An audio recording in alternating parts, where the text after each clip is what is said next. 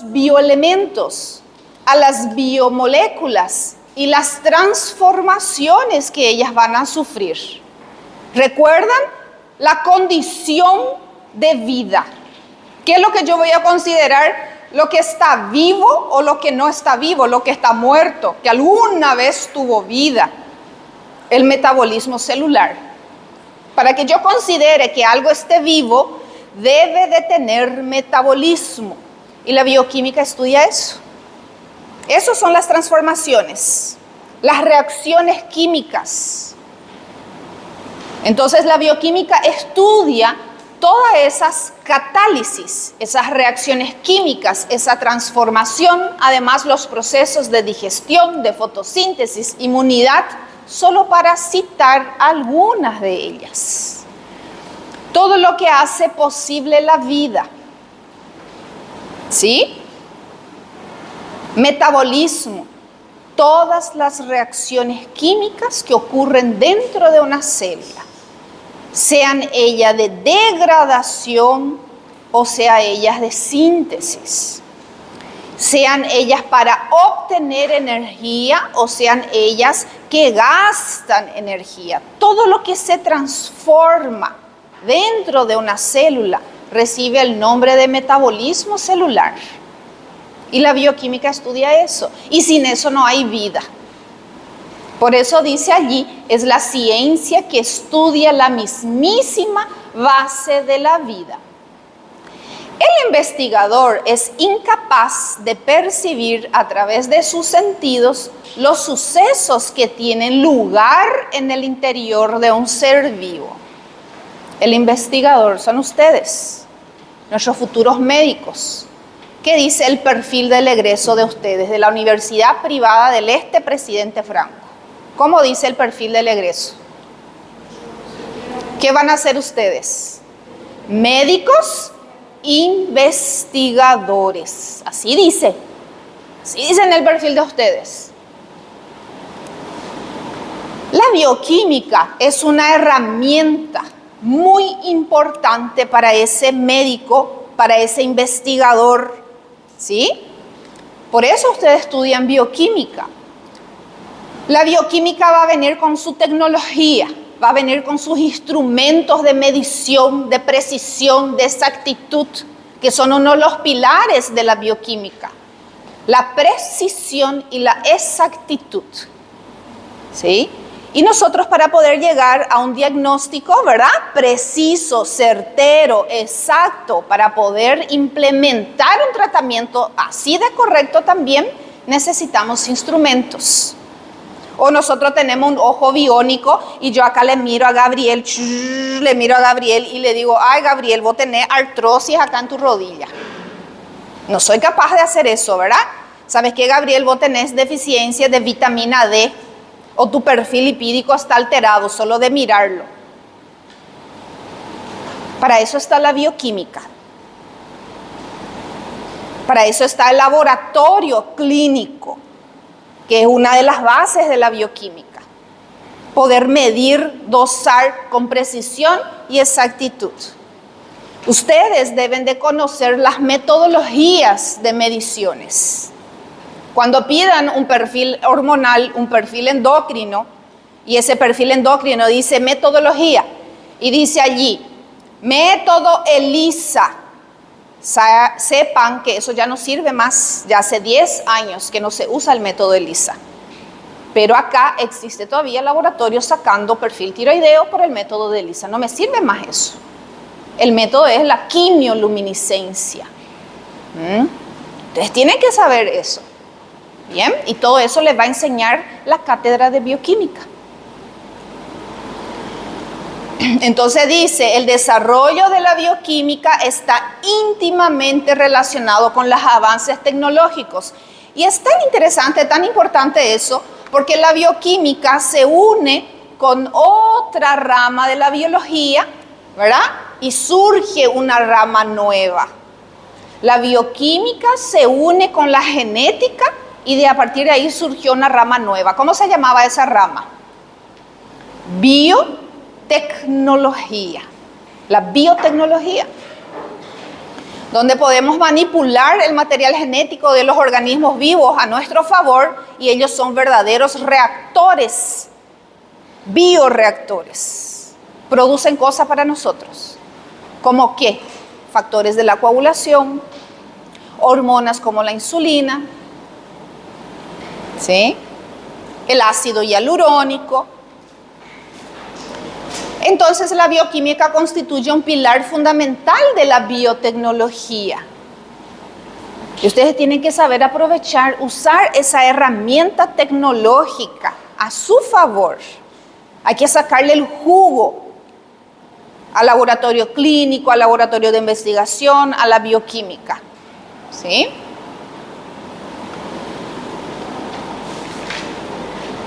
¿Cuáles son los objetivos, los objetos de estudio de la bioquímica?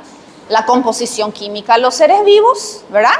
Es nuestro primer bloque, estudiar agua, carbohidratos, lípidos, aminoácidos, proteínas, ácido nucleico, vitaminas. Todo eso vamos a estudiar en nuestro primer bloque. Las relaciones que se establecen entre dichos componentes, ¿qué tipo de interacción existe entre esas biomoléculas que las hacen posible crear verdaderas estructuras? ¿Verdad? A partir de un grupo fosfato, a partir de un carbohidrato y a partir de dos ácidos grasos, nuestras células crean un fosfolípido. ¿Para crear qué? Una membrana biológica. ¿Verdad? Entonces ahí está hablando, mira, ¿de qué está hablando ahí? ¿Cuál es el objeto de estudio? Dice, la composición química de los organismos. Yo tengo la composición química de los organismos. Tengo aquí un grupo fosfato. Tengo un compuesto químico.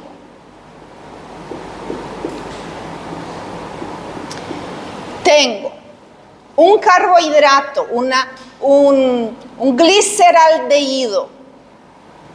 Graficar así. Aquí. El carbohidrato más pequeñito de todos. Tiene 3 carbonitos.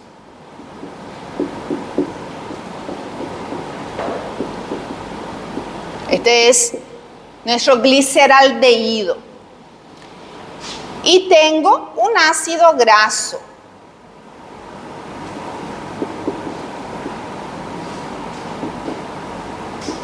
Uno, 2, 3, 4, 5, 6, 7, 8, 9, 10, 11, 12. Lleno de hidrógeno aquí. Cada palitito tiene un hidrógeno acá. Este es un ácido graso saturado, tiene 12, entonces es el láurico. Un ácido graso saturado. Ahí también tengo un ácido graso insaturado. 1, 2, 3, doble enlace. 1, 2, 3, doble enlace. 1, 2, 3, 4, 5, 6, 7, 8, 9, 10. 10. 11, 12, 13, 14, 15, 16. Vamos a ponerle 6 acá. H2O, 6. 6, 7, 8, 9, 10, 11, 12, 13, 14, 15, 16. Entonces vamos a poner más 2, 8. Tengo el ácido graso poliinsaturado, 2 cadenas, 2 doble enlace, ¿verdad? Un oleico, un esteárico. Tengo un ácido graso poliinsaturado y este era un ácido graso saturado. Mira, estos son los componentes químicos, dice. Estudia la composición química de los seres vivos. Ahí tenemos grupo fosfato, tenemos carbohidratos, tenemos lípidos. La relación que se establece entre dichos componentes. Nuestras células son capaces de juntar cada uno de estos componentes a través de enlaces químicos y transformarlo en una molécula más compleja, que sería un grupo un fosfolípido. Un fosfolípido de membrana, ¿verdad? Entonces ahí tenemos el carbohidrato, tenemos aquí el grupo fosfato,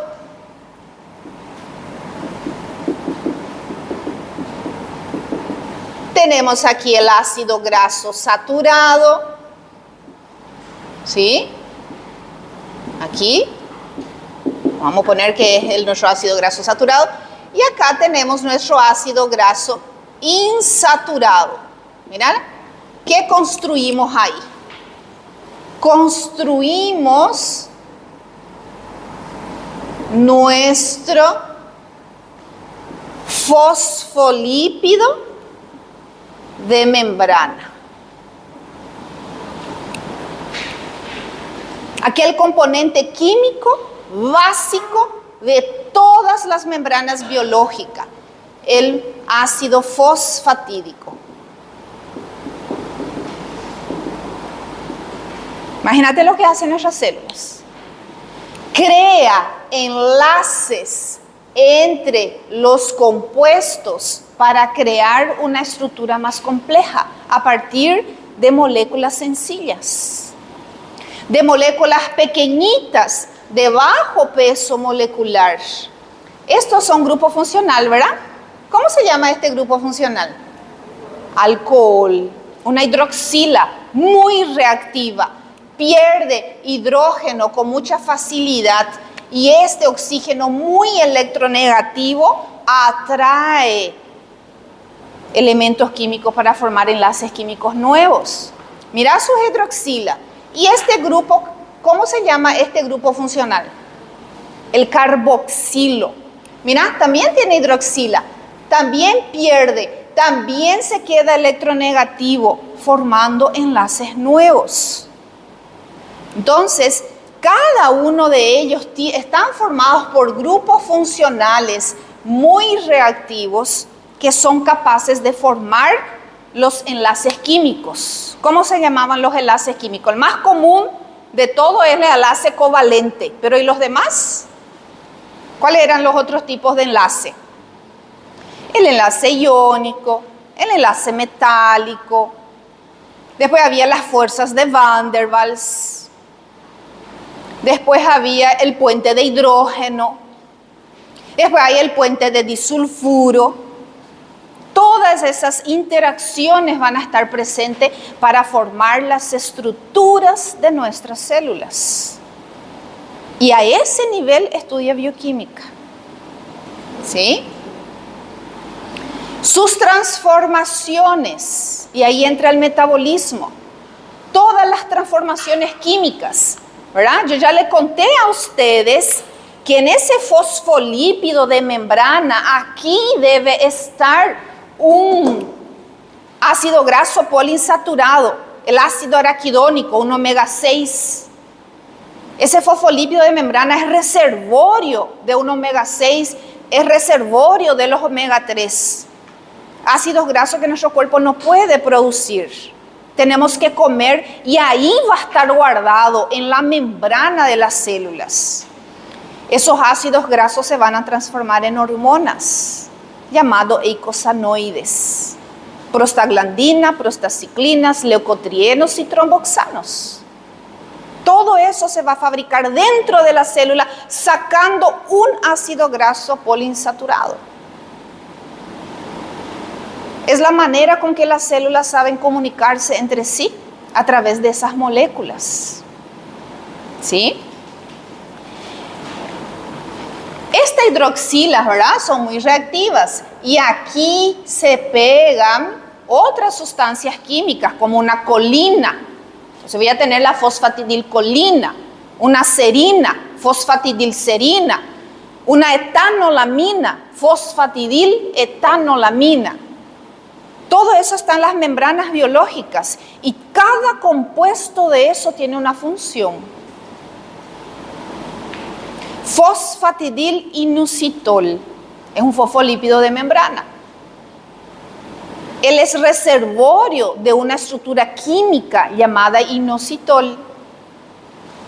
que se va a transformar en un segundo mensajero, inositol trifosfato. La glándula de la tiroides no funciona sin inositol trifosfato. Y eso tiene que estar formando ahí parte del fosfolípido de membrana del tirocito.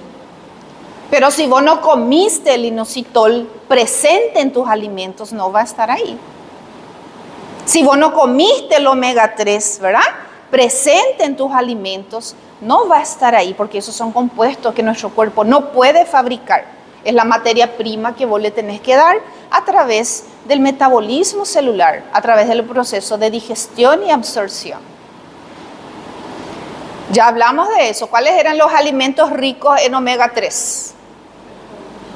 Los pescados de mar, las algas marinas, algunas semillas, ¿verdad? Como la semilla de lino dorada, la chía. Y tenemos que hacer uso de esos nutrientes presentes en nuestros alimentos. ¿Qué más? La regulación de dichos procesos. Mira dónde entra la fisiología ahí. Ustedes van a usar mucho bioquímica para fisiología. Y fisiología para bioquímica. Tiene mucha relación el funcionamiento correcto, ¿verdad? Entonces, eso es el objeto del estudio de bioquímica. Y eso es lo que ustedes van a ir aprendiendo en esta cátedra. ¿Verdad? ¿Quién se acuerda de ese slide? ¿De qué estamos hechos? ¿Verdad? ¿Cuáles son los elementos químicos entonces que forman a los organismos vivos? De todos aquellos elementos químicos que están en la tabla periódica, que son más de 100, ¿cuántos elementos químicos hay actualmente en la tabla periódica? ¿Quién se acuerda de química? 118. Muy bien. No todos están presentes, ¿verdad? Porque algunos son sintéticos, algunos son muy radiactivos. Dice que alrededor de 70 son los elementos que pertenecen o que están presentes en la composición química de todos los seres vivos. Y ellos están clasificados en esos 3 grupos. Los bioelementos primarios, que son los CHOMPs, carbono, hidrógeno, oxígeno, nitrógeno, fósforo y azufre. Porque ellos constituyen más del 90% de nuestro peso corporal, o 90% de lo que es una célula. Luego se encuentran los bioelementos secundarios. Ahí están nuestros electrolitos, iones con carga, ¿verdad? Los cationes y los aniones, elementos con carga, que es indispensable para mantener la polaridad de la membrana, la carga de la membrana, la despolarización de la membrana, porque eso también es una señal para que esa célula cierre o abra canales, deje pasar sustancias o bloquee el pasaje de esas sustancias. Entonces ellos son los electrolitos. Vos querés saber cómo está el magnesio, el sodio, el cloro, el potasio de tu paciente. Vos tenés que pedir electrolitos. Ionograma también es otro nombre para ese examen. Y luego viene este tercer componente, que son los oligoelementos, donde tenemos en poquísimas cantidades, pero son fundamentales para nuestra existencia. Ejemplo, zinc. No existe transcripción de genes, transcripción de proteínas sin el zinc. La proteína promotora que va a identificar el gen dentro del núcleo y va a decir, aquí inicia ese gen, acá hay que empezar a copiar la información. Tiene una estructura con 2 átomos de zinc que identifica la secuencia del gen, y eso se llama deditos de zinc. Nuestras hormonas esteroideas tienen la capacidad de simplemente llegar al núcleo celular, unirse a sus proteínas receptoras, acoplarse con esa proteína que tiene los deditos de zinc, identificar el gen. Esta es la proteína que hay que transcribir o que hay que bloquear su transcripción. Eso se llama regulación génica. La vitamina D, por ejemplo, regula la expresión génica de alrededor de 10% de nuestra información genética. Eso significa que son más de 3.000 proteínas distintas. Proteínas que van a dar origen a proteínas enzimáticas, catalizadoras, estructurales, de transporte, inmunidad. ¿Verdad?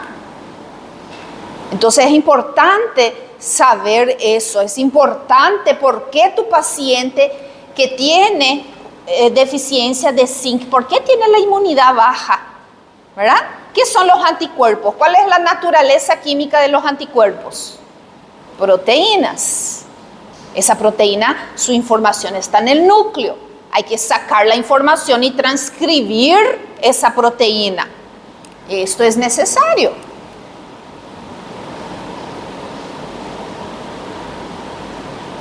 Las reacciones químicas necesarias para la síntesis de las hormonas de la tiroides.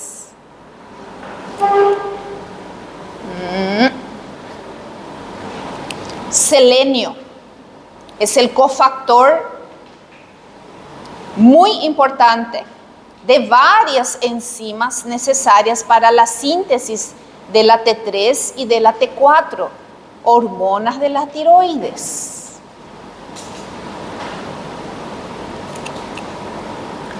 Y hierro. ¿Qué podemos hablar del hierro? ¿Qué podemos decir del hierro? ¿Por qué sería importante dosar el hierro en un paciente? ¿Por qué yo suplementaría hierro a un paciente? ¿Cuáles son las funciones de ese hierro?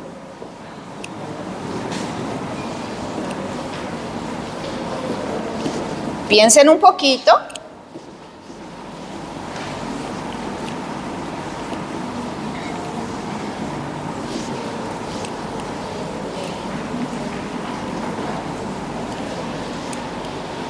Tenemos dos hemoproteínas muy importantes en nuestro cuerpo y que tienen casi todo el hierro de nuestro cuerpo. 70% del hierro del cuerpo está en dos hemoproteínas.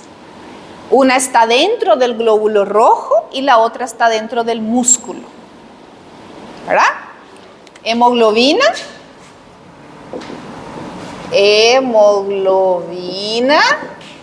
Y la mioglobina. ¿Verdad? Ellas son hemoproteínas. Tienen un grupo hemo. Es un grupo prostético, algo diferente de la proteína, ¿sí? Eso se llama grupo prostético. Después nosotros vamos a estudiar esas proteínas cuando entremos en proteínas. Lo importante es recordar que adentro de ese grupo prostético existe un metal y ese metal es el hierro, cuya función principal es ligarse a gases, oxígeno, dióxido de carbono, monóxido de carbono y facilitar su intercambio gaseoso, ¿verdad? Sobre todo, esa es la función de la hemoglobina. Intercambio gaseoso, transporte de gases. Es la hemoglobina que va a hacer que ese oxígeno llegue a las células, llegue a la mitocondria, porque la mitocondria es dependiente de oxígeno. Ella solo funciona si ella tiene un aporte suficiente de oxígeno. Ya la mioglobina, ella va a ser una reserva, un reservorio de oxígeno para el músculo, porque los músculos son las células que más necesitan energía y que tienen que fabricar energía. No puede faltar oxígeno.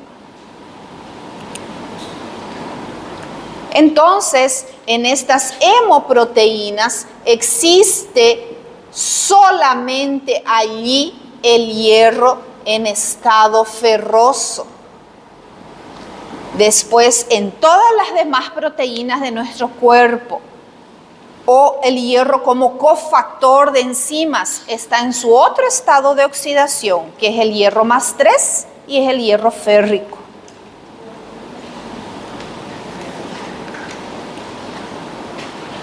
Estas dos proteínas son exclusivas del tejido animal, no existe en otro organismo vivo, solo los animales poseen. Y solamente ahí hay el hierro ferroso, y el hierro ferroso es tóxico. El hierro ferroso es tóxico.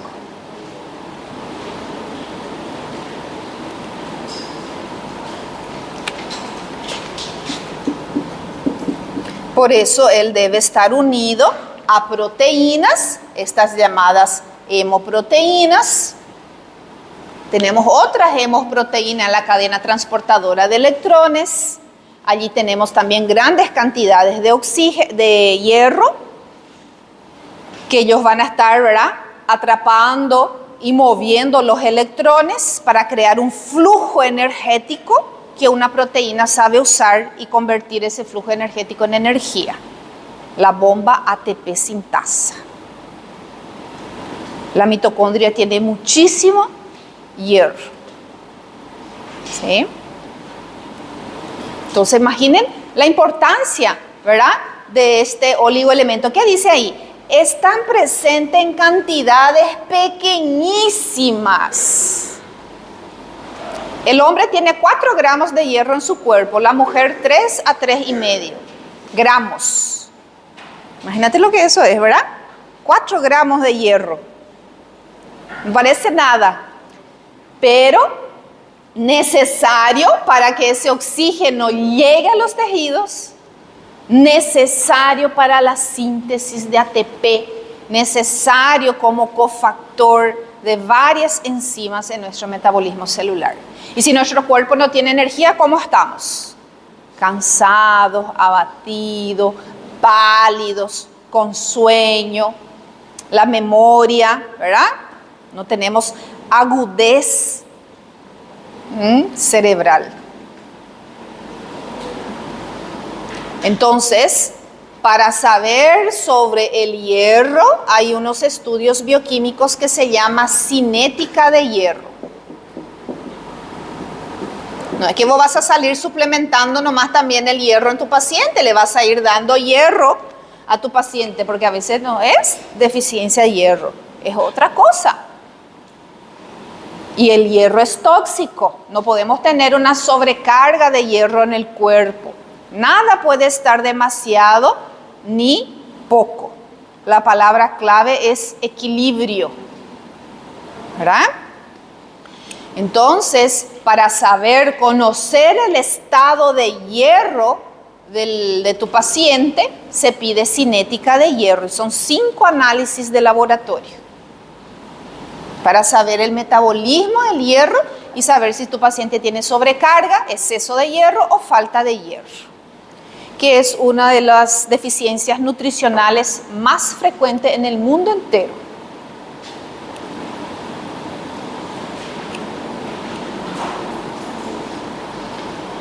El yodo, ¿para qué sirve el yodo? Hormonas tiroidianas, ¿verdad? Nuestras hormonas, la T4, tetrayodotironina, nuestra tiroxina, triyodotironina, nuestra T3. Es muy importante para la fabricación de nuestras hormonas. Silicio, mineral óseo, importantísimo también para la construcción de proteínas estructurales, como elastina, como la reticulina. También es necesario para la renovación de la piel, del tejido epitelial, el silicio. Entonces tenemos que conocer, ¿verdad?, cada uno de esos bioelementos, dónde se encuentran, cuáles son sus funciones. Ahí arriba, azufre. Tenemos 2 aminoácidos ricos en azufre, que es la metionina y la cisteína. Esos 2 aminoácidos, ellos son esenciales. Significa que nuestro cuerpo no produce y tenemos que comer. ¿Sí? Vamos a anotar aquí. La cisteína y la metionina. Ellos tienen azufre. La cisteína en particular, cuando hay 2 aminoácidos de cisteínas, se encuentran, se tocan en la estructura de una proteína, forma un enlace llamado puente de disulfuro. ¿Cómo se llamaba eso en portugués? Ponte disulfeto, ¿verdad? Eso es para dar estabilidad a la proteína. Toda proteína tiene una forma tridimensional. Hay proteínas que son fibrosas, fibrilares, como el colágeno, la elastina. Y hay proteínas que son globulosas, tienen una forma esférica. Esas son las más delicadas, porque ellas no pueden perder su forma. Cualquier cambio en su forma va a causar su desnaturalización y ella va a dejar de funcionar. Y una de las interacciones más importantes que ocurre ahí adentro de esa proteína es esto. Ahí hay puentes de hidrógeno, ahí hay los enlaces peptídicos, ahí hay los puentes salinos y ahí también hay el puente de disulfuro.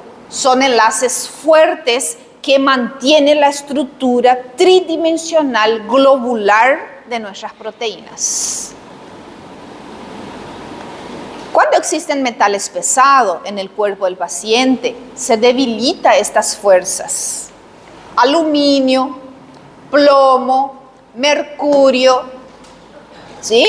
Debilitan y se unen con este metal, ¿verdad? Él también es un metal, entonces viene y se une ahí, el plomo, por ejemplo. Debilitó esa estructura y esa proteína puede perder su forma y esa proteína no funciona. Está la proteína, pero ella no cumple su función porque esa proteína se ha desnaturalizado. Y hoy en día sabemos que la desnaturalización de proteínas es la base de las enfermedades neurodegenerativas. Paciente con metales pesados en el cuerpo. ¿De dónde lo que nosotros nos contaminamos con esos metales pesados? ¿De dónde vienen los metales pesados? De los cosméticos, ¿verdad? Maquillaje está lleno de metales pesados. Nuestros alimentos, nuestra agua está contaminada. Entonces, muchas veces eso hay que saber, hay que identificar en el paciente porque eso puede ser la base de su enfermedad crónica degenerativa. Eso se quela, se hace una quelación de los metales, ¿sí? Hay una forma para sacar metal del cuerpo. Entonces ese es un tratamiento. Es difícil de identificar en el paciente al instante por síntomas. Sí, sí, al estar con síntomas. Dificultad en la conducción, parestesias, calambres, falta de sueño, no puede descansar, desequilibrio hormonal, pérdida de la masa muscular. La principal relación que presenta ambas ciencias, hablando de bioquímica y medicina, es la conservación de la salud, el tratamiento de la enfermedad, dice. La bioquímica trata de explicar de manera estructural las moléculas, las reacciones, los procesos que van a generar esa enfermedad. Así como le estoy diciendo, presencia de metales pesados en el cuerpo causan la desnaturalización de las proteínas. Una proteína desnaturalizada no puede cumplir su función. Entonces esa célula no está funcionando, su metabolismo no está funcionando. No hay metabolismo, no hay vida. No hay metabolismo, no hay nada. Entonces esa célula va a enfermar y ahí puede aparecer una enfermedad. ¿Verdad? ¿Qué va a hacer la medicina? Va a diagnosticar esa enfermedad, va a tratar esa enfermedad. Va a tratar de buscar las mejores alternativas de tratamiento, los mejores fármacos para el tratamiento de esa enfermedad, ¿verdad? La bioquímica es fundamental y sus estudios han ayudado a esclarecer muchos aspectos de la salud y de la enfermedad. Gracias a la relación entre ambas ciencias, se ha podido desarrollar la medicina preventiva. Entonces, antes que aparezca la enfermedad en el paciente, ¿qué podemos hacer? Vamos a quelar, vamos a limpiar, vamos a desinflamar, vamos a dar otra vez el equilibrio, vamos a poner otra vez lo que estaba mal. Y justamente ahí aparece esta medicina, ¿verdad? La ortomolecular, corregir lo que está mal, ¿verdad? Es una nueva rama de la medicina en conjunto con las ciencias biológicas, en conjunto con la bioquímica, porque trata de prevenir. Vamos a actuar en la prevención. Ahí también surge la medicina biológica, la medicina integrativa, que es la combinación de la medicina convencional con la medicina alternativa, con aquellos conocimientos milenares que nosotros traemos de nuestros ancestros. Cuando ustedes escuchan o leen esta palabra, ¿verdad? Medicina alternativa, ¿qué piensan ustedes? ¿Qué le viene a ustedes? ¿Qué tipo de medicina eso es? Medicina alternativa. ¿Qué le viene en la cabeza?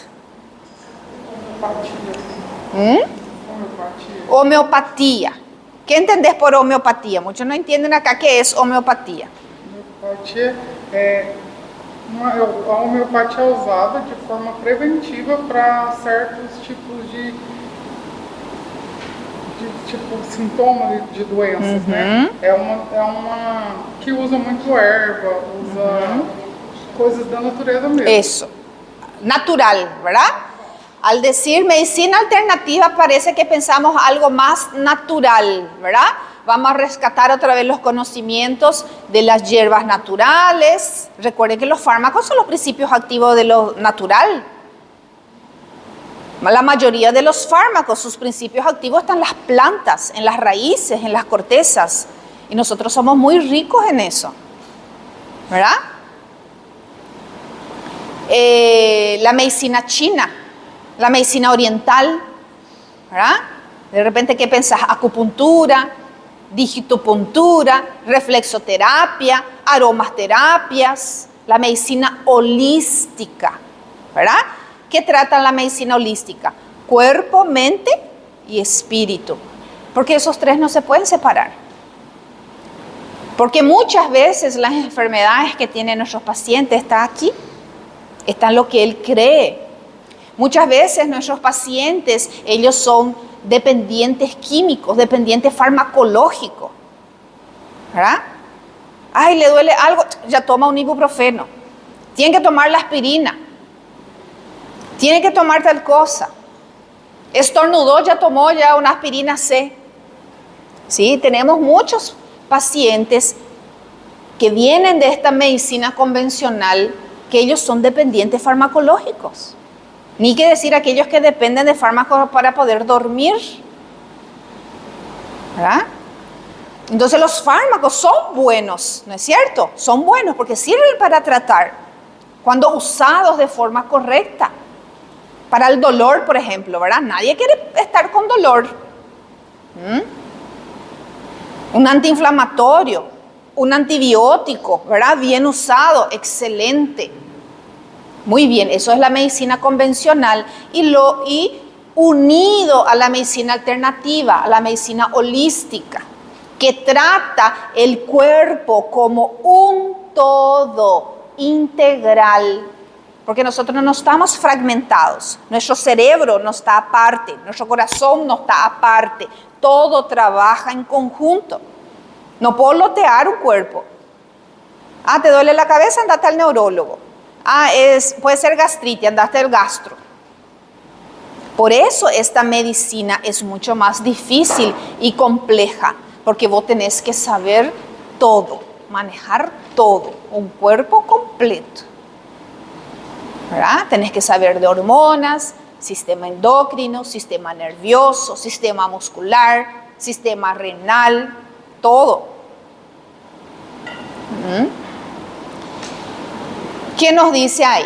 Es la combinación de los medios de la medicina convencional y de la medicina alternativa que sean seguros y eficaces para la curación, reducción o eliminación de los síntomas y la prevención de las enfermedades, según las tendencias de cada persona. Por eso, cada persona es distinto. ¿Ya? Vos acá tenés que trabajar cuerpo, mente y espíritu. Cada vez más tenemos personas más inseguras, ¿verdad? Y esa inseguridad que tiene la persona en todo, le hace a una persona frágil, le hace a una persona débil. Su sistema inmunológico baja, eso está comprobado científicamente. Y una persona con un sistema de inmunidad, de defensa baja, ¿cómo va a luchar? ¿Cómo se va a defender? La medicina integrativa es la ciencia orientada a la curación que tiene en cuenta la persona en su totalidad, cuerpo, mente y espíritu, incluyendo todos los aspectos del hombre. Enfatiza en la relación terapéutica y hace uso de todas las terapias apropiadas, tanto convencionales como alternativas. Y esto en 2005 se aprobó una ley en Brasil, ¿verdad? Las terapias alternativas y complementarias. Nosotras usamos a la medicina integrativa y a la medicina regenerativa desde 2014. Se usa esto en el sistema público de salud, donde hacemos terapias celulares, donde usamos la célula madre del propio paciente para sanar, curar, restaurar funciones propias de su cuerpo. Paciente diabético que se le tenía que amputar su pie por un pie diabético no perdió su pie, por ejemplo, porque se pudo curar con sus propias células madres. Pacientes con vasculitis severas, no se le tuvo que amputar su miembro inferior. Eso en el sistema público de salud, desde 2014 aquí en Paraguay. Es una rama de la medicina que se ha desarrollado considerablemente en los últimos años. Los avances en este campo se han vinculado estrechamente con los nuevos conocimientos adquiridos sobre las células madre. Aquella célula que se replica a sí misma y que puede diferenciarse en varios tipos celulares. Aquí por ley podemos usar las células pluripotentes, por ejemplo, que obtenemos del cordón umbilical, y las células multipotentes que obtenemos del propio paciente. Una madre que ha dado a luz puede guardar en el banco de células madre el cordón umbilical, las células del cordón umbilical. Ella puede guardar eso, puede congelar, tiene un costo. Ella puede guardar eso para su uso, ¿verdad? Si lo necesita algún día, o ella puede vender. Eso está permitido por ley aquí en Paraguay. Lo único que nosotros no podemos usar son las células totipotentes, porque ellas son las células embrionarias. Y eso conlleva a la muerte del embrión, ¿verdad? Si vos vas a sacar las células y vas a usar esas células, eso implicaría que ese embrión va a morir. Entonces aquí nuestra ley no permite eso.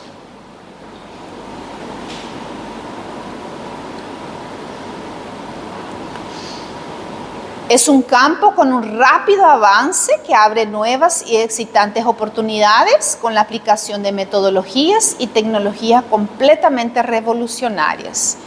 Y ahí es todo donde entra, ¿verdad?, la biotecnología, material genético, replicación, ¿verdad?, la medicina biológica, la medicina ortomolecular, que nace con Linus Pauling, que ganó un premio Nobel de Medicina. y fue nominado varias veces para otros premios Nobel, ¿verdad? Entonces, ¿qué nos decía Linus Pauling con su medicina ortomolecular? Esta ciencia tiene como objetivo prevenir y tratar las enfermedades, ayudando al organismo a mantener el equilibrio bioquímico y metabólico. Esto, chicos, es, ¿verdad?, la clave. Equilibrio bioquímico y metabólico. ¿De qué? De nuestros nutrientes. Vitaminas, minerales, aminoácidos, oligoelementos, antioxidantes, todo eso que nosotros vamos a estudiar en esta primera etapa de nuestra bioquímica. Porque eso es la materia prima de nuestras células. Y si eso está en desequilibrio, ¿cómo la célula va a poder trabajar? ¿Verdad? Si nosotros no le estamos pudiendo dar lo que ella necesita para replicarse, para repararse, para ejercer su metabolismo celular. Entonces, eso es fundamental.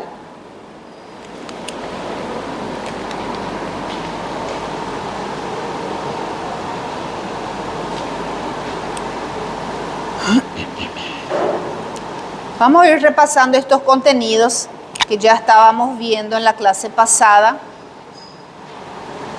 sobre, ¿verdad?, nuestras biomoléculas que vamos a ir estudiando, los enlaces que ya hablamos, ahí las fuerzas de Van der Waals, los puentes de hidrógeno, todo eso necesario para poder construir nuestras moléculas, ¿verdad?, nuestros grupos funcionales, para poder llegar en eso, macromoléculas. Necesario para construir estructuras hasta llegar en lo que es nuestra unidad anatómica y fisiológica de todo organismo vivo. Y de eso nosotros hablábamos la clase pasada, ¿verdad? Que es lo que era compartimentación del citoplasma. Es esto que estamos viendo acá, el sistema de endomembranas, que nace ahí con esa envoltura nuclear. ¿Cuál era la característica de la envoltura nuclear? ¿Quién me puede hablar un poquito sobre la envoltura nuclear? ¿Qué es lo que ella tenía de diferente?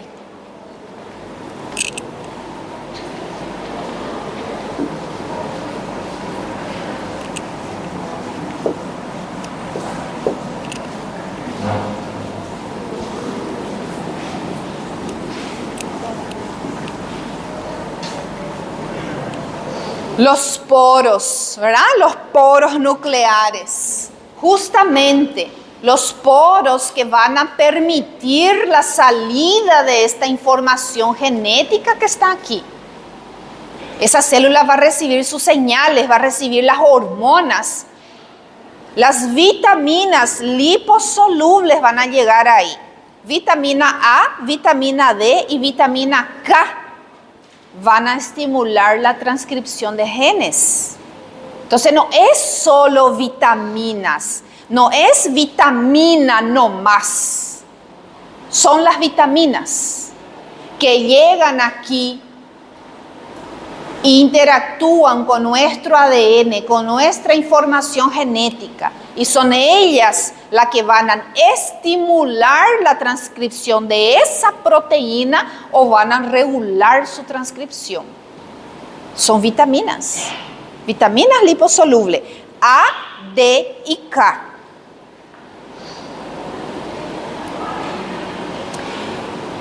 ¿Qué se formaba ahí en ese proceso de transcripción? ¿Qué se formaba ahí? Una molécula larga, ¿verdad?, que copiaba la información del ADN. ¿Cómo se llamaba esa molécula?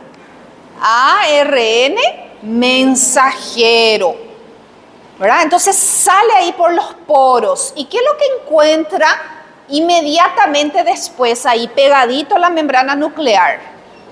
El retículo endoplásmico rugoso, lleno de ribosomas, que son especialistas ¿en qué? En leer el ARN mensajero y hacer el proceso llamado de traducción. Ese proceso de traducción es donde está naciendo una proteína. Está naciendo la cadena polipeptídica aquí adentro. Los aminoácidos se están colocando uno tras otro, ¿verdad? Según la receta, según la información que estaba en el ADN. Un aminoácido cambia ahí de lugar y hay una patología. Ejemplo, anemia falciforme. ¿Quién ya escuchó hablar sobre la anemia falciforme? Aquí en Paraguay se llama anemia drepanocítica. El glóbulo rojo, en vez de tener aquella formita de disco bicóncavo con su halo clarito acá en el medio, tiene una forma de hoz que recibe también el nombre de depranocítico. Imagínate lo que es. No es problema de membrana, es el problema en la hemoglobina, una proteína, que en el momento de su transcripción, en la cadena de esa globina fue cambiado un aminoácido, uno, donde estaba la información genética que decía glutamina, fue cambiado por valina. Y eso fue suficiente para cambiar la hemoglobina. La hemoglobina es una proteína globulosa formada por 4 cadenas, así. ¿Sí? Ella es una proteína globulosa, tiene más de 500 aminoácidos aquí. Y en esa secuencia de aminoácidos, entonces uno fue cambiado en esa lectura. Porque hay un error genético ahí y ese error genético es heredable. Los padres pasan a los hijos, ¿verdad? Es un carácter autosómico recesivo se llama. ¿Sí? Autosómico recesivo está en nuestras células somáticas y es recesivo. Bueno, ¿y qué es lo que pasó con esa hemoglobina que cambió su aminoácido? Ella se tornó muy reactiva, más abierta y empieza a perder su estructura globulosa y empieza a formar fibras aquí adentro. Empieza a formar fibras y ella no es fibrosa, ella es globulosa. Empieza a formar tantas fibras que empieza a deformar la forma del glóbulo rojo. La hemoglobina deforma el glóbulo rojo. Imagínate el impacto que puede tener eso. Ese glóbulo rojo que tenía que vivir 120 hasta 150 días, ya no lo puede hacer así. Vive apenas 30 a 40 días. Entonces, ¿cuál es el siguiente impacto que va a causar? ¿Verdad? Si esto tenía que vivir 120 días, ahora vive 30. ¿Qué le va a causar a la médula ósea? Exhaustión medular. La médula ósea va a responder, porque ahora hay más demanda, va a empezar a producir hematopoiesis, pero va a llegar un momento que ella no va a poder más responder. Anemia. Anemia falciforme. Difícil de tratar. ¿Por qué? Porque tiene una base genética, y la base genética no podés modificar.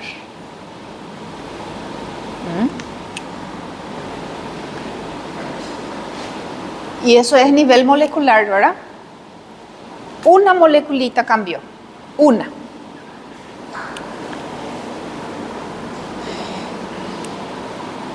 Entonces, aquí está ocurriendo síntesis de proteínas. Encierra en vesículas y manda al aparato de Golgi. ¿Qué hace el aparato de Golgi con esa proteína? Había una reacción muy importante que ocurría ahí. Glucosilación de proteínas. Muchas de esas proteínas, para poder funcionar, para tener una función, necesita un carbohidrato, ¿verdad? Son hormonas como la FSH, la LH, la prolactina.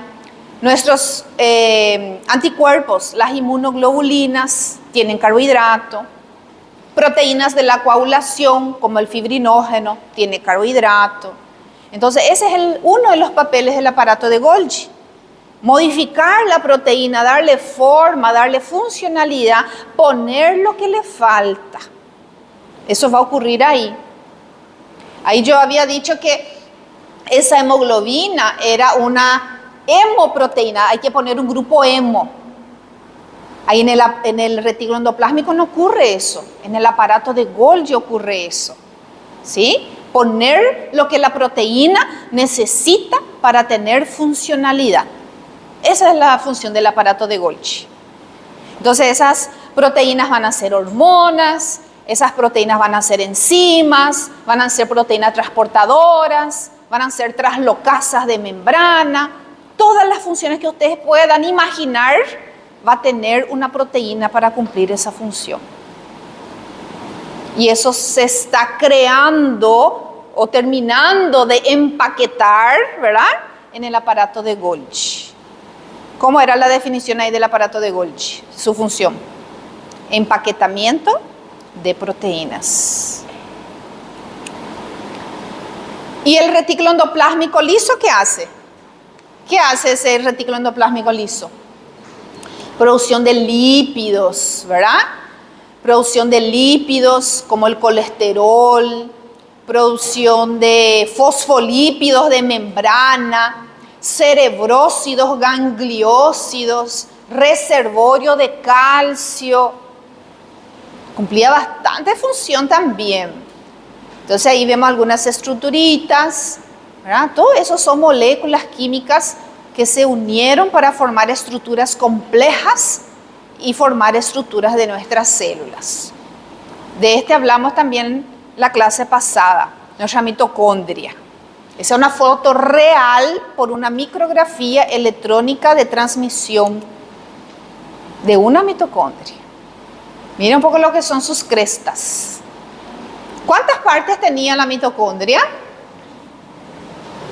Sin dudar, 5, ¿verdad?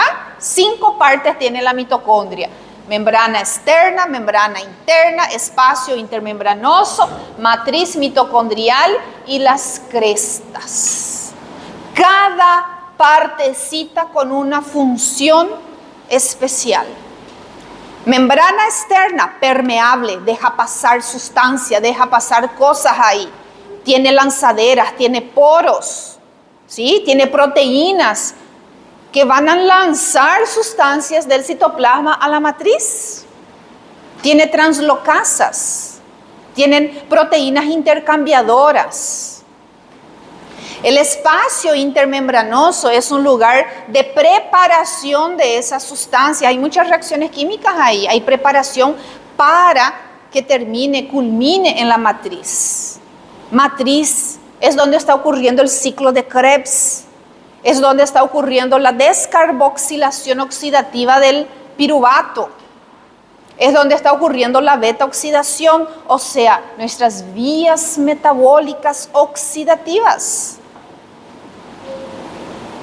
Las crestas, cadena transportadora de electrones. Es ahí donde se va a crear el flujo energético que luego se va a transformar en ATP, una molécula química que las células saben usar como fuente de energía. Eso es el ATP. ¿Existen otras moléculas energéticas? ¿O solamente existe ATP? ¿Solamente sabe usar ATP en nuestras células? Adenosín trifosfato. ¿Solo eso sabe usar? No, ¿verdad? También tiene GTP. Tanto es así que el ciclo de Krebs genera GTP, que después se transforma en ATP. Guanina trifosfato. El hígado es especialista en usar UTP, necesario para hacer la conjugación de la bilirrubina, para que podamos excretar eso de nuestro cuerpo, para hacerla hidrosoluble y para que ella pueda salir a través de la orina. Eso hace el hígado y él necesita energía, y la energía que él usa se llama UTP, uridín trifosfato. Entonces, estas son las moléculas que transportan energía en nuestra célula y las células saben usar. Vos tenés fármacos que tienen esos nombres y que van a usar en sus pacientes. ¿Sí? Guanina monofosfato, monosódico. Uridín trifosfato, disódico. Núcleo forte. Pacientes que sufren de lumbalgias, artralgias, parestesia, problemas de degeneración de la fibra nerviosa. Usan ese medicamento. Se llama núcleo forte. Estos son los compuestos químicos que están ahí. Llevar energía a las fibras nerviosas para que ellas se puedan restaurar.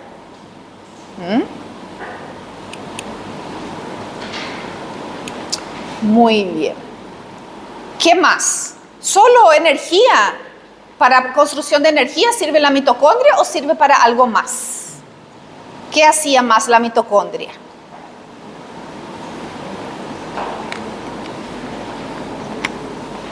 ¿Qué otras funciones tenía nuestra mitocondria?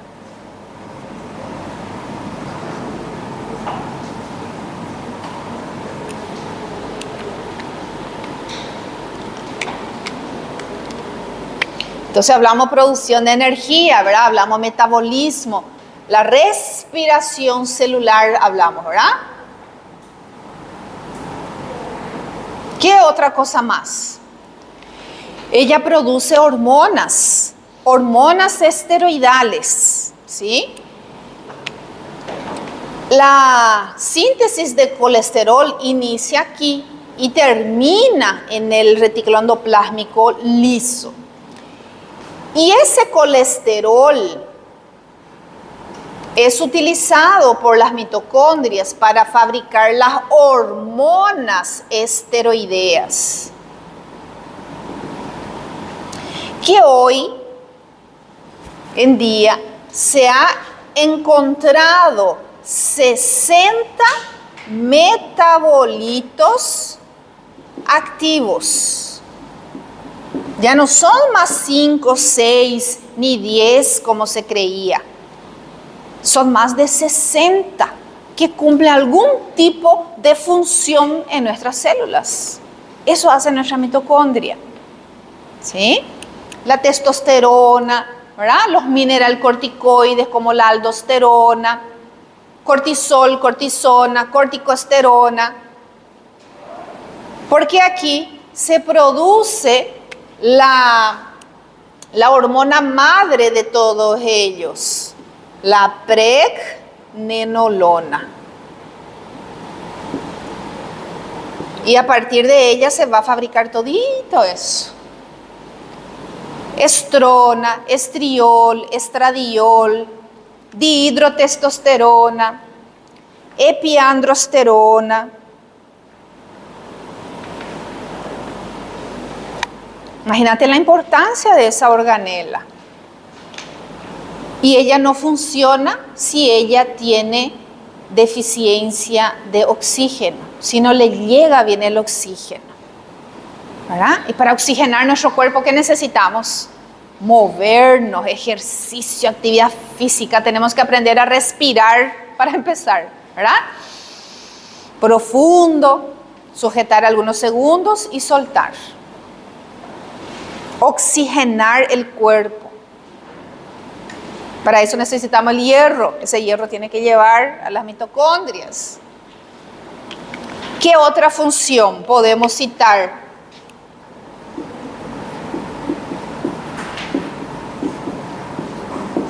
Apoptosis celular, la muerte programada de la célula, ¿verdad? Era una función muy importante. Cuando esa célula ya está viejita, ya su material genético se ha dañado, no hay que pasar material genético dañado a las células hijas, esa célula se tiene que suicidar, esa célula tiene que morir. Y eso es apoptosis celular, ¿sí?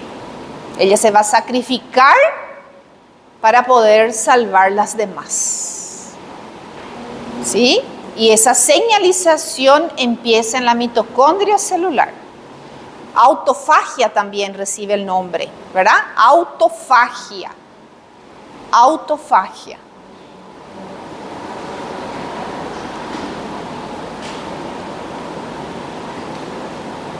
Y un científico japonés también ganó un premio Nobel por eso, ¿verdad? Por el estudio de la autofagia celular.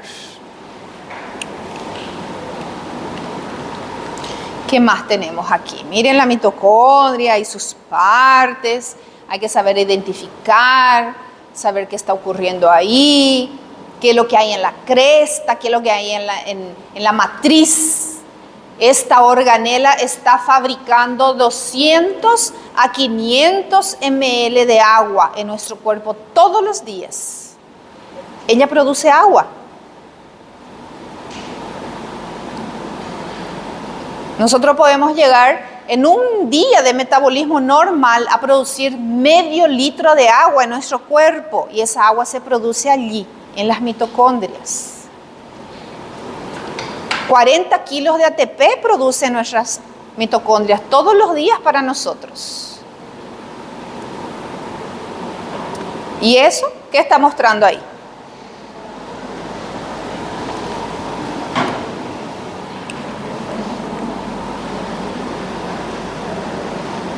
Como el retículo endoplásmico rugoso, ¿verdad? Libera las vesículas cargadas de proteínas y lo envía al aparato de Golgi.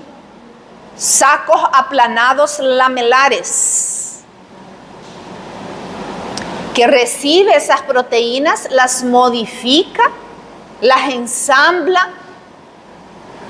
Si esa proteína que ella está recibiendo tiene 120 aminoácidos, pero la proteína funcional tiene 90, ella va a cortar los aminoácidos y va a dejar con 90. Si hay que poner carbohidratos en ese proceso de glucosilaciones, es él el que va a hacer. Y lo va a encerrar en otras vesículas y lo va a sacar a la célula. E incluso la célula puede sacar fuera de ella por el proceso de exocitosis. ¿Recuerdan cuando la célula expulsaba algo? Exocitosis, ¿verdad? Y eso también es un trabajo del aparato de Golgi.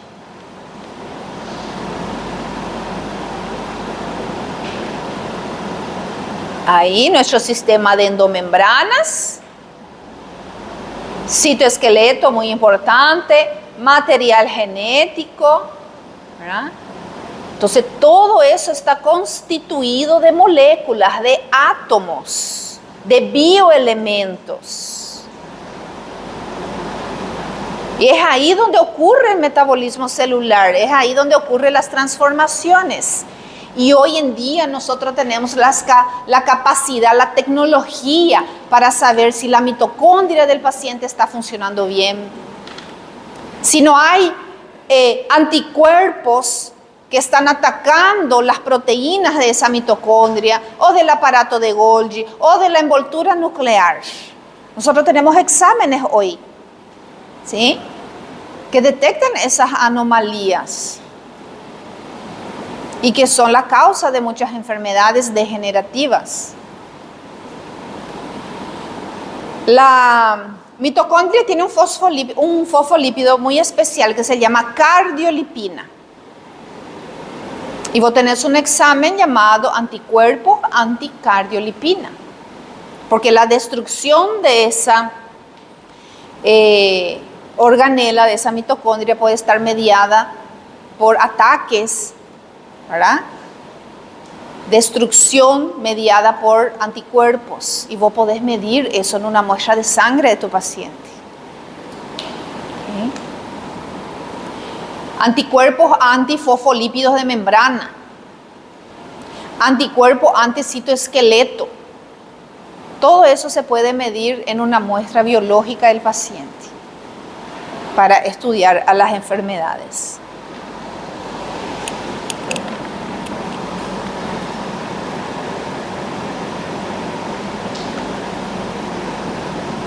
¿Alguna pregunta, chicos, ahí?